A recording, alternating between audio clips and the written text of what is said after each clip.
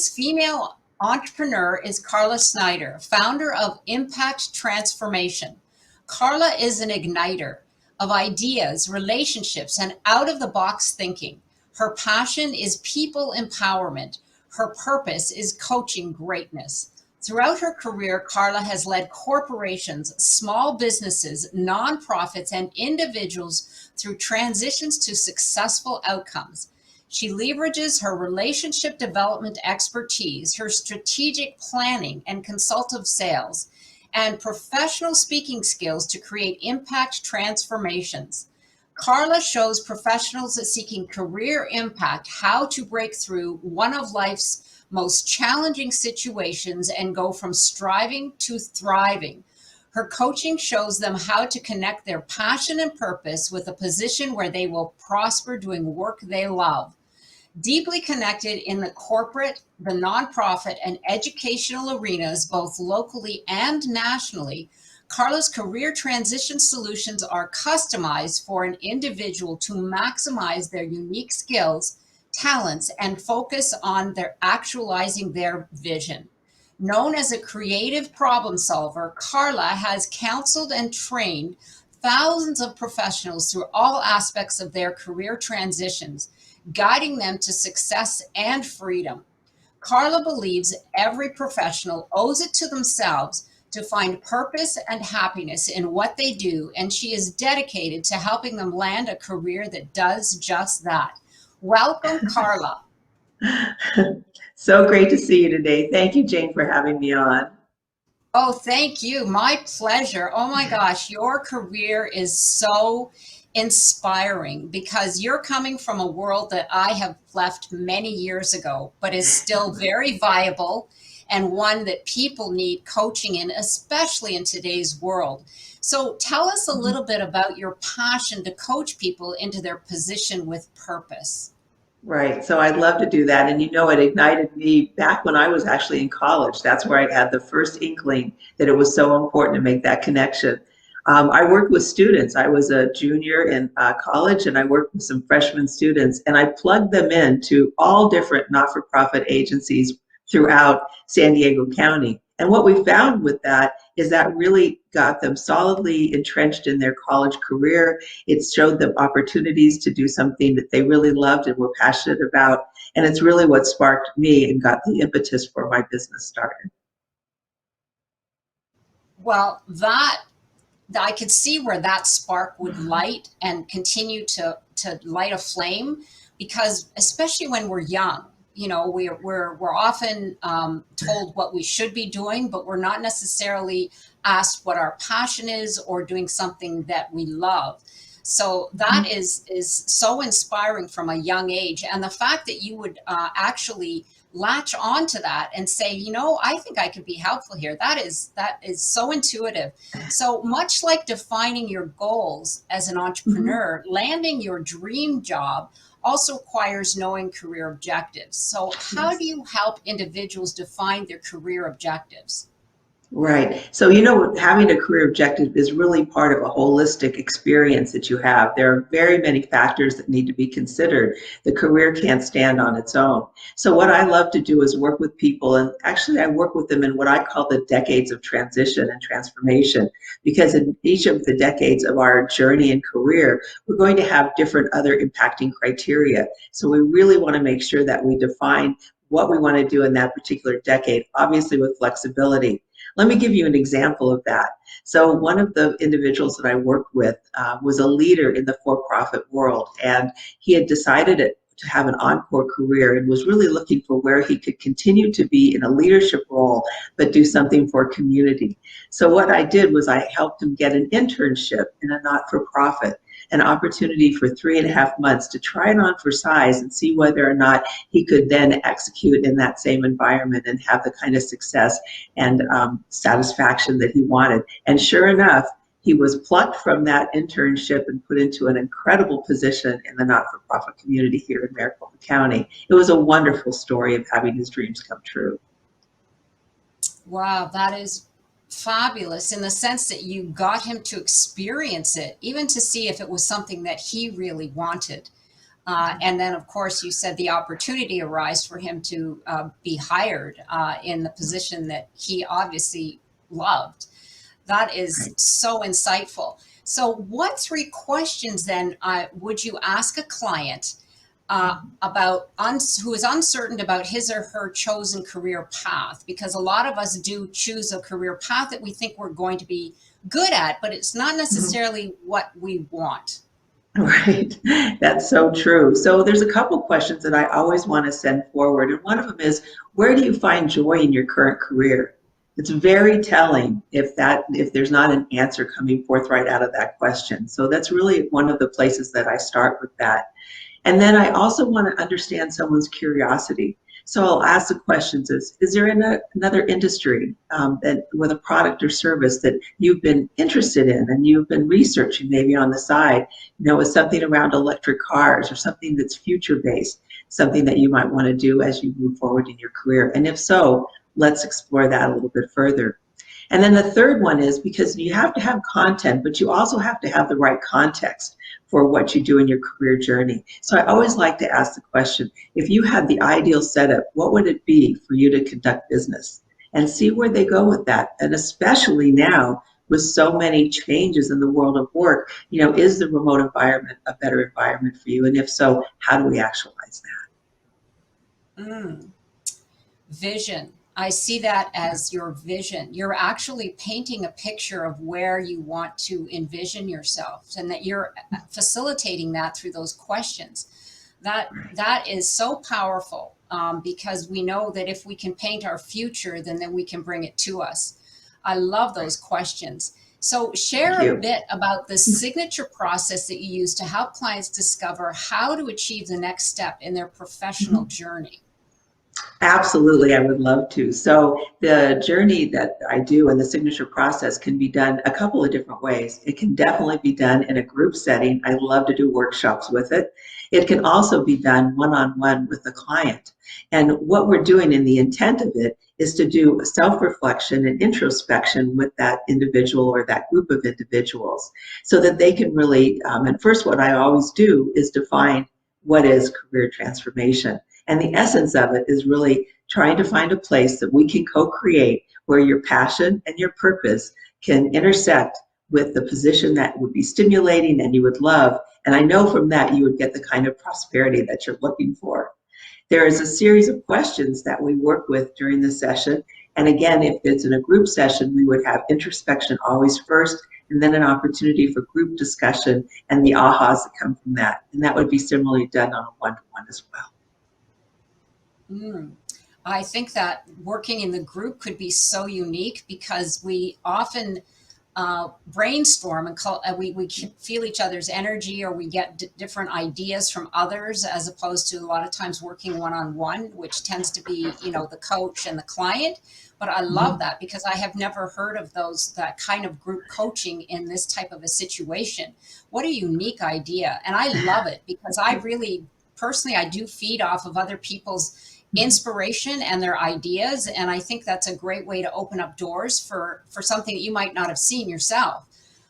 Just Right. so innovative. That's the word I'm looking for. So innovative. I love it. I tell you, people, Carla has got this down, and if you're looking for a career in the corporate world, she's your gal. So Thank you. personal branding.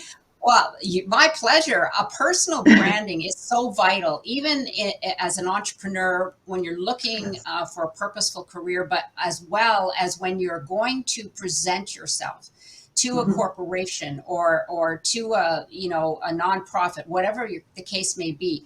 How do Right. you coach someone in the arena of corporate personal branding in order to land the job that Right. you would hope would be for a lifetime?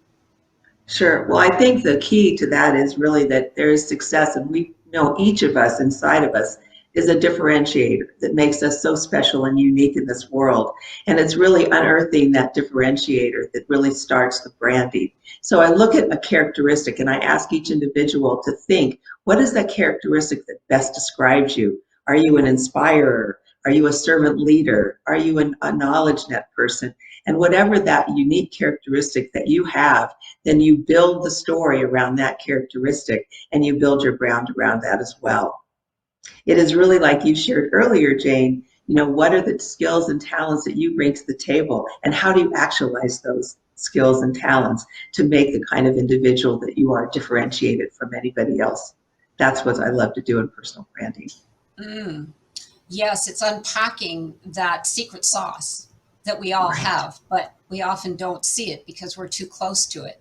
And that is the key. And also, this gets more into aesthetics, but the way you Mhm. present yourself, the way you dress, the way you speak, all of that plays into, like they say, there's only one chance to make a first impression. And when you're going for that dream job, Right. it, there's some practice, because I know that you can have, and I think you walk people through that, is a practice Mhm. interview or two, or maybe three if they Absolutely. need it. Yeah. Because I know, I mean, it's been eons since I've been in the corporate world, but I know when you want that job, you can certainly get the jitters and throw your whole, branding, even your confidence out the window. So yeah, you really Right. want to be grounded, and that's fantastic, because when you go in Yes. prepared, that's the grounding that you need to be in your Yes. best self.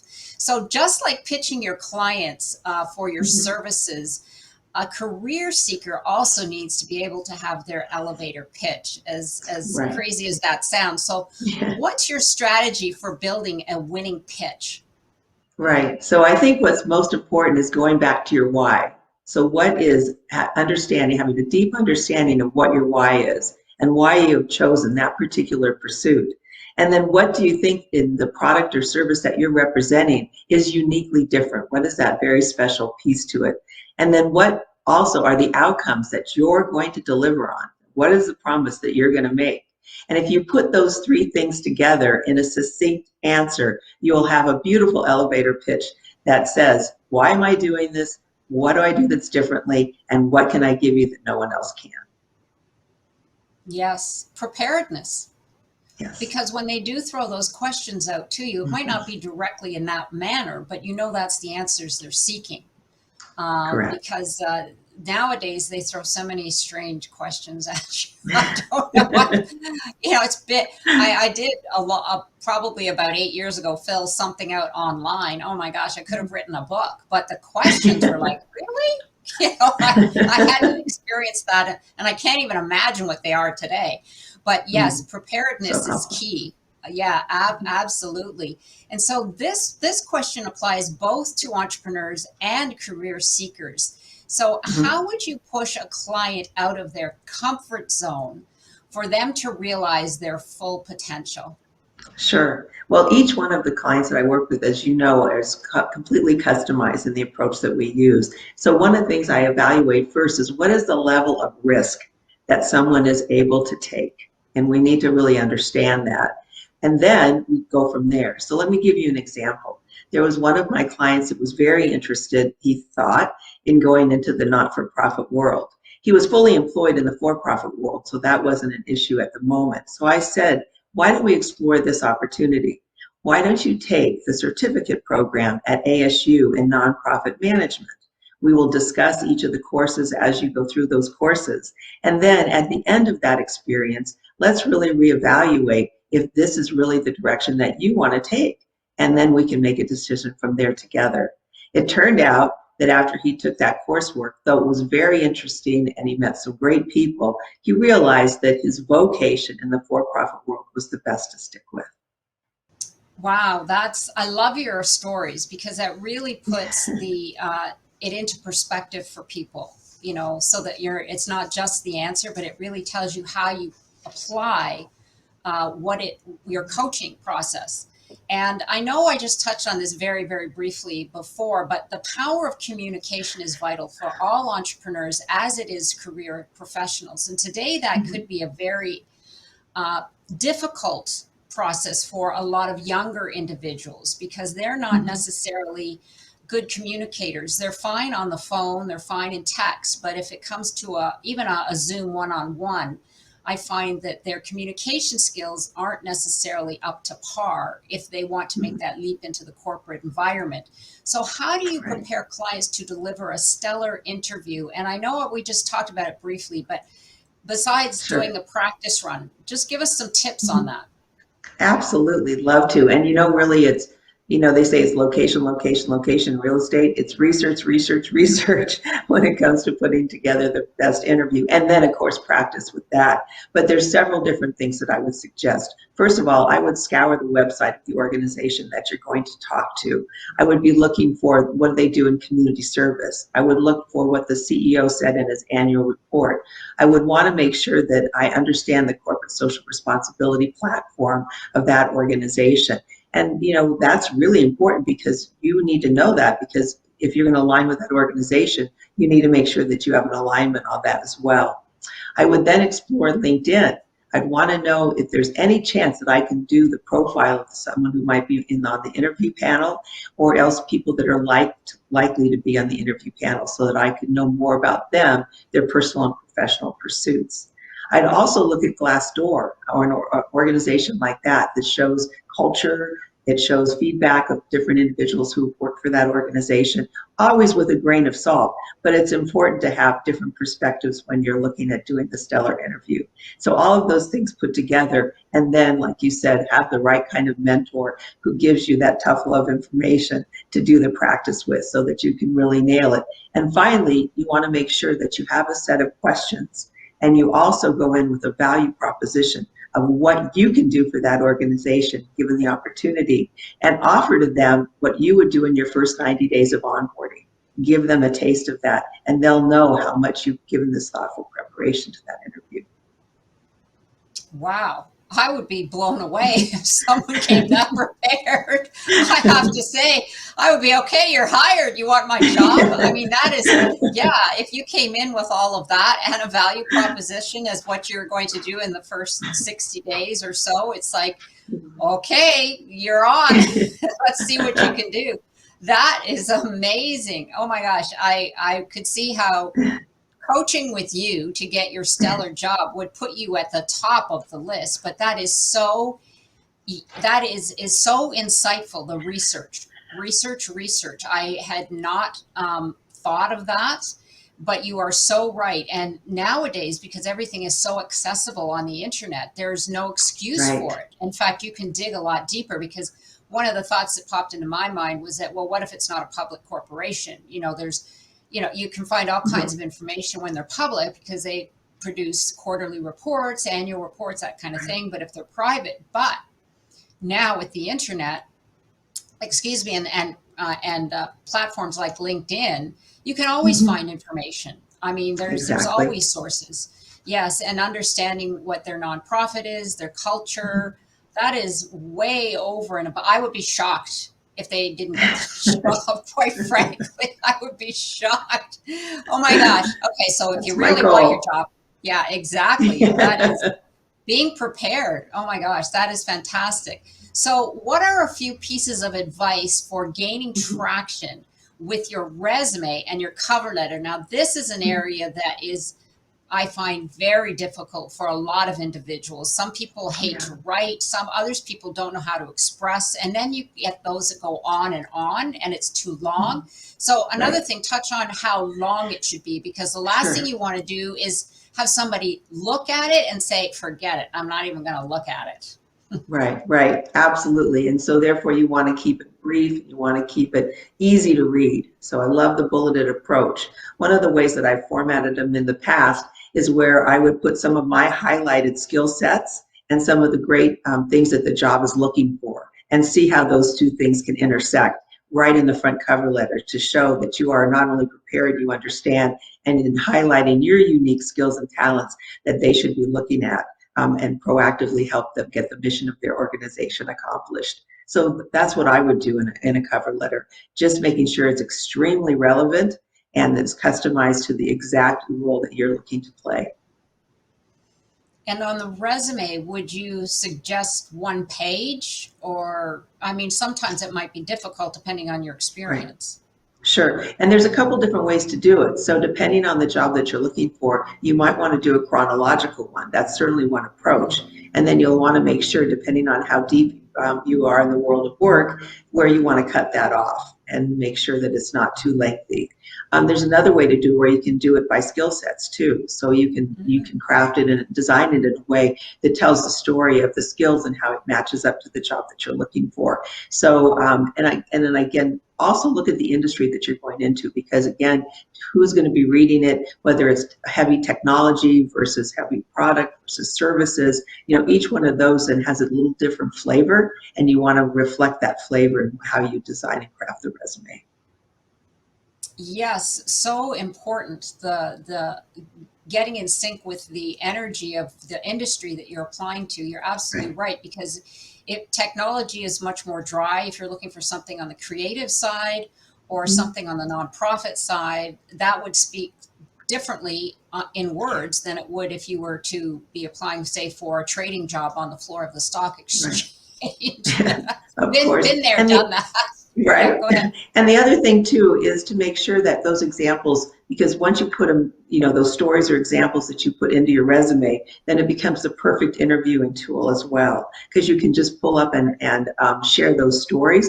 And then again, that you're on track with the relevance, because you're aligning with how you crafted the resume and the cover letter together to create the interview process.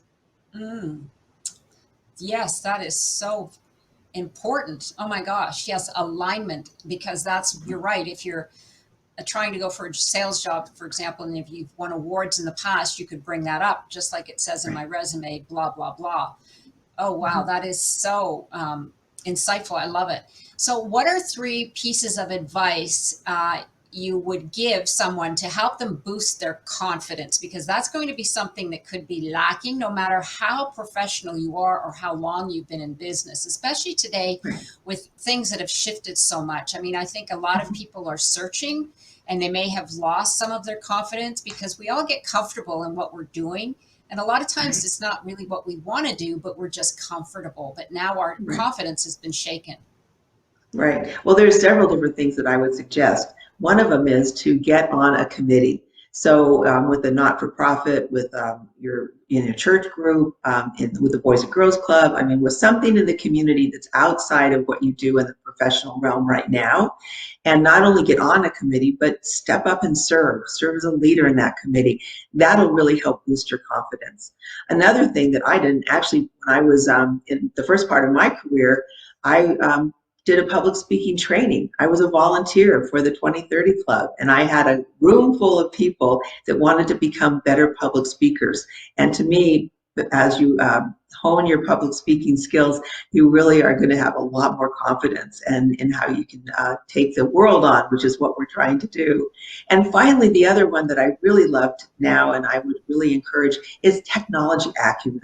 So, that's a criteria on almost all jobs now, to have a certain level of that and to be confident in it, to understand how to navigate through it, will again make you more self-sufficient more quickly in a new role. And I suspect with all of this remote environment as well, then we really are going to have to be much more self-sufficient in the IT arena. Yes, getting comfortable with IT, not my forte, I will admit. I'm not sure if I'll ever be comfortable. I always say to my husband that, I think the computers were all developed by men because they don't make a lot of sense to a lot of women. And they're like, it's Little right too there, can't you? I know you too can linear. sympathize. Exactly, too linear. I said, but it doesn't make sense. And I'll say, but why? He goes, don't ask me why. It just is. I'm like, but I need to understand why, then I can figure it out. It's like, okay, fine. Just, but For yes, I sure. understand. And that's stretching, especially for people in our age group. But the younger Right. people, it's like, it's like drinking coffee for them. It Yeah. just shocks me how they pick up anything and they know how to navigate right away. So Right. there's lies their strengths, but our strengths lie in the communication and the connection part, because I think Right. that's their virtual world is a lot different than the real world. Yeah. So that's great insight. I one of your success stories. You and I have talked at length before, and so much enjoyed hearing about your stories. You had a client who you set up in a discovery meeting and with the university that she was interested in getting a job offer from. And I had never heard of this process before, but when it was explained, the light bulb went on for me, and I thought, that is the most impressive and the most imaginative way to get your foot in the door without proposing that you want to get a job and also being in the position of an interview. So Mhm. unpack that discovery meeting for us, because Sure. if anything, this is a big gem for me, and I hope Right. for all those listening. Right. Well, I'd love to. So, my special person, she was in the entrepreneurial world for about 20 years, had a great practice, but then her industry shifted dramatically, and she realized that she's going to have to make a change. And she was very tentative to make a change. So I suggested to her the discovery meeting process because I felt that this would give her the opportunity to meet some people, to get her feet wet, to reintroduce herself to these kinds of dialogues without the pressure of an actual job. So what I suggested to her is that she set up about 4 or 5 questions that she could ask in that conversation, and that she could then start to build like an acumen of what was needed in the world that she was trying to get into. So but to your point, she went in on one of these discovery calls. She had her set of questions. She showed up. She was dressed for success. She had the right attitude. She was excited because it was a university of great note in the community. And they aligned with her. They took her right in. They felt her energy. They felt her enthusiasm. They could see that she was well prepared because we really worked on that. So even though that moment there wasn't a job that she was asking for specifically, they knew they wanted her in the organization, and they hired her on the spot. So it was really a remarkable story, and it has totally changed her life. It really has, in a most wonderful way. Yes, it is so remarkable. And so I'm curious then, if you were looking to get one of these discovery meetings, Mhm. how do you approach it? In other words, the individual that you want to meet with, Mhm. because usually they have assistants or guard, gatekeepers, et cetera, et cetera. Right. So do you write a letter that says, I would love to just have a chat with so and so because I'm doing research, or how do you approach getting your foot in the door that way? Well, there's a couple different ways that I suggest. One of them is I love to have people put together a target list of the organizations that they're interested in, and literally carry that everywhere. And make sure that anyone in your circles, and you have all of different circles of influence, sees that list. And because if you can get a warm introduction to anybody in that organization, definitely not necessarily in the department you're going to be wanting to work in, but just to get a sense of the culture, get in the front door, get beyond a gatekeeper. So that's certainly one of the approaches that I would use. Another approach that I would use is indeed, as you were saying, creating some kind of a call. And I would do it with a call, always being proactive and keeping it in my court. So making a reach out call to an executive assistant, talking about what you are looking into, what you're researching, what you're interested in, and that industry really seems to be on an upward trend, and you would love to know more about what's behind that, and ask for 15 minutes only. 15 minutes of that executive's time. And interestingly, right now, with so many people still in the remote world, I'm finding that people are taking these calls, especially if it's brief, breaking their day maybe from their general routine, meeting a new individual, having a different kind of dialogue. And that's how I would position it. That's how I would position it at this point. I think we have a unique opportunity right now. Wow, you're right. And it's probably because we don't know, but they may be being working half remote and half in the office, which, give not necessarily gives them more time, but I find that when people are a little bit more relaxed, they're not so stressed, they're apt to take these kind of calls or to explore different avenues, et cetera, et cetera. So you're absolutely right. And I love that idea of being proactive and picking up the phone. Now, that Yes. is a challenge for a lot of people, but when you get that yes, you're like on the Yeah, moon. So on the it's like move. you have to envision yourself getting that yes and feeling that already, because for me it's not an issue. I was in the brokerage business, so the phone is actually my friend. Right. But for a lot of people I know, the phone call is a big leap, and a big leap Right. out of their comfort zone. But that's the way because that's going to be impressive. Funny enough, how things have changed. Today, if you make a phone call, if you send a letter, people are going to notice you. Why? Because it's different. You get an Different, email, right. it's going to go into spam, it's going to go into junk mail. It may even get into their feed, but they'll say, well, I don't know who that person is. That's what I do. I just click it off and put it in my Right. trash because I'm like, well, Yeah. who are they? Yeah, absolutely. And this way you can connect with the executive assistant and make them your friend. That's what I always Yes, say. Make absolutely. Yeah. make the executive assistant your friend, right? Because Yeah. they will be your best friend. Yes, Right. absolutely. I love it. So, Carla, this has been so insightful and so many Thank gems. you. Is there any last words you would you like to share with our audience of advice looking for those I people who are trying to get into the corporate world? Sure, absolutely. Well, first of all, I would say dream big, really, because you know what? You can shoot for the stars, and if you only land on the moon, you've still gotten off the earth, right? So you've made tremendous progress. So always dream big. I've created 5 different careers for myself: not-for-profit, education, for-profit, and I know that there's always something else around the corner, like this. I can't believe how excited I am about our transformation work that we've been talking about today. So that's what I would say, and I'd love to be that person that gets to guide you. Thank you so much. And tell our audience about your free offer. Certainly, I would love to. Please let me have 15 minutes with you and discuss what your dreams are and what your career aspirations are, and let's put together a plan of action together and co-create the most incredible position for you with prosperity, with passion and purpose. That's what Carla's all about, is finding your dream job. Not one that you have to have, one that you want, right? Your Yes, dream job. indeed. So Right. thank you so much. And all of that will be in our summit directory. But I did want to ask Carla one last question before we go here, because we are on the Epic Vision Zone. And Yes. if your life were an epic story, what would the title be?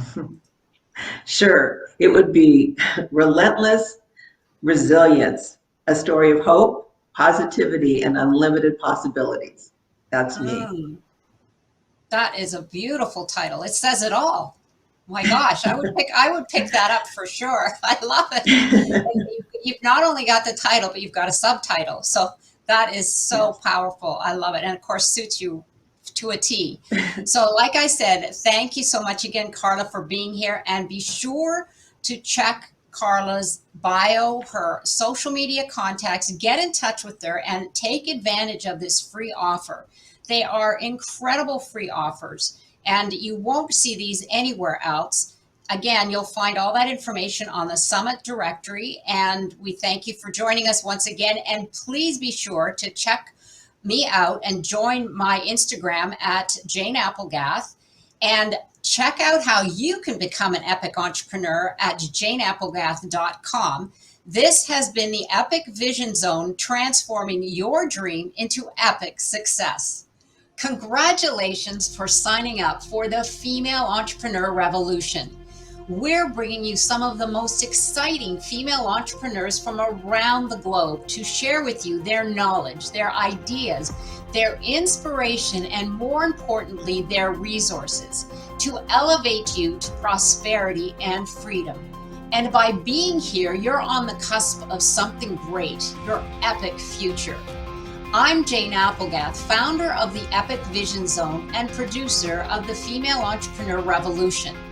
Be sure to get your VIP pass and join me after the summit on June 16th for a very special VIP coaching session where we'll have hot seating, summit Q&A, and a special guest appearance by one of our speakers just for you, where we'll ignite your vision, up-level your confidence, and set you on the path to your dreams' epic success.